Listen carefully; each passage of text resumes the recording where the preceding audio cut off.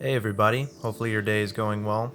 Today I wanted to share my thoughts about the Analogue Pocket, what I like about it, things I don't like so much, and things I'd like to see in the future. To start out, I'd like to talk about the form factor of the Analogue Pocket. I mentioned in my unboxing video that the size of the Pocket is relatively similar to the DMG Game Boy, and while that may be good for some, I do find it to be a bit uncomfortable to play for long periods of time. I find that my hands will tend to cramp up after only 30 minutes or so of playing with it. I much would have preferred a form factor comparable to the Game Boy Advance, as I had one growing up and I thought it was much more comfortable to hold than other models of the Game Boy. I unfortunately don't have mine on hand at the moment, but here's an example of what I'm talking about. Other than that, I actually don't have too much to complain about. The buttons feel nice, and the D-pad, while it isn't the best I've used, it definitely gets the job done.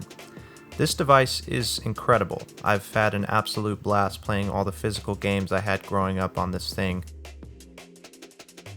I think the thing a lot of people are going to be blown away with is the screen. Now, I'm not an expert at these things by any means, but the way the games are displayed on this device is absolutely stunning. Measuring at 3.5 inches with a resolution of 1600 by 1440, the screen on the Analogue Pocket is impressive, and it really shows when you see it in person.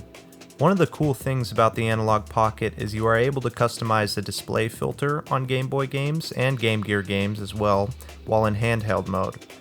For Game Boy, you have a choice of 5 of them, ranging from the OG DMG Game Boy screen to a Virtual Boy-esque filter, which is in red, of course. Here's what some of those look like.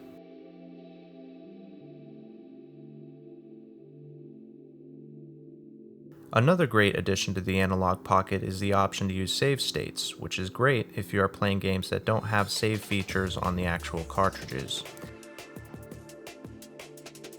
As of right now, it only has one adapter, with that being the Game Gear adapter, but there are 3 more that are available for pre-order and shipping at some point this year. Those being the TurboGrafx 16, Neo Geo Pocket, and Atari Lynx adapters. I haven't decided yet if I'm going to pull the trigger on those, as you're only able to buy all 3 together, not separately, with a price of $99.99. I do have the Game Gear adapter though, and so far I've had a great time with it. Being able to play my physical Game Gear games that I have on such a nice screen is game changing. I had a Game Gear growing up, and it holds a very special place in my heart. In fact, I haven't played anything in my collection of Game Gear games because my actual Game Gear hasn't worked in about 7 years, so it was a real treat to be able to experience some of my games again after having them collect dust for so long. As I mentioned before, there are some filters for Game Gear games as well. I prefer the analog Game Gear setting as it just looks so good, but there is also an original Game Gear filter that emulates the look of what you might see on an actual Game Gear. In addition to playing physical games, the Pocket also has Open FPGA, which allows you to play your legally obtained ROMs, gotta put that out there, of games from the NES, Super Nintendo, Master System, Genesis, Neo Geo, along with Game Boy, Game Boy Color, and Game Boy Advance games. I mean, there's just a lot of systems you can play on this thing, and it was actually super simple to set all of it up. Credit to Retro Game Core for providing the video I used to help set all of that up. If you're interested in all of that, I'll provide a link below to the video I used, because I won't get into all of that in this video, but all I'll say is you need to have a micro SD card and some ROMs, and you're pretty much set.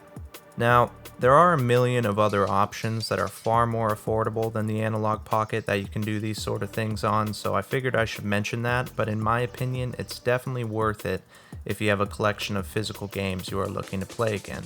It's been awesome so far playing some of my favorite games from systems like the SNES or Genesis, and they look and play great on the Pocket. As of right now, you are unable to have save states on these systems with the exception of Game Boy, Game Boy Color, and Game Boy Advance games, but it's something, they'll hopefully add in the future. Another thing I should mention, you are also unable to apply any screen filters to these games at this time, but it's not a huge deal in my opinion. It would be great if they added these options in the future, but we'll just have to wait and see. Along with the Game Gear adapter, I purchased the Analogue dock, which lets you play your Pocket on your TV. At first I was a bit concerned with how the games might look blown up on the TV, but I was actually pleased to find out they look really good. The dock is an additional $100, but it is definitely something to look into if you're looking to play your Pocket on the TV. Pairing controllers was super easy, and the controller which I'm using is the 8BitDo SN30 Plus. It has stayed connected even after days of use, so that's definitely a bonus. I'm able to simply press start on the controller and the dock turns on and it is ready to play.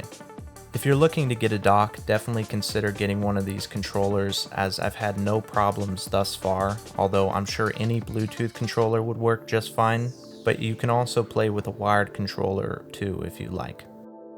As someone who streams, having something like this is a game changer because I'm able to play these classic games without the hassle of having to set up the original hardware, so it's definitely something to consider if you're looking to do the same.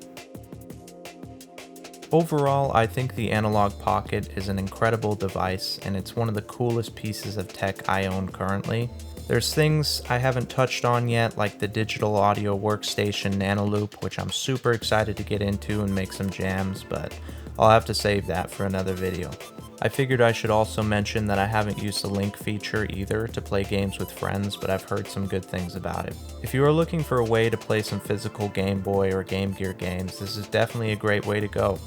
The Pocket has rekindled my love for handheld systems, and it has made me want to start getting into collecting again, but it's definitely not going to be something for everyone. As I mentioned before, there are tons of cheaper options if you're just looking to put some ROMs on a device and play them that way. With all of that being said, the Analogue Pocket is still a great option if you're willing to spend some more dough, and potentially wait, as the standard black and white versions are currently sold out at the time of filming this. I hope you guys enjoyed the video, and I'll see you next time.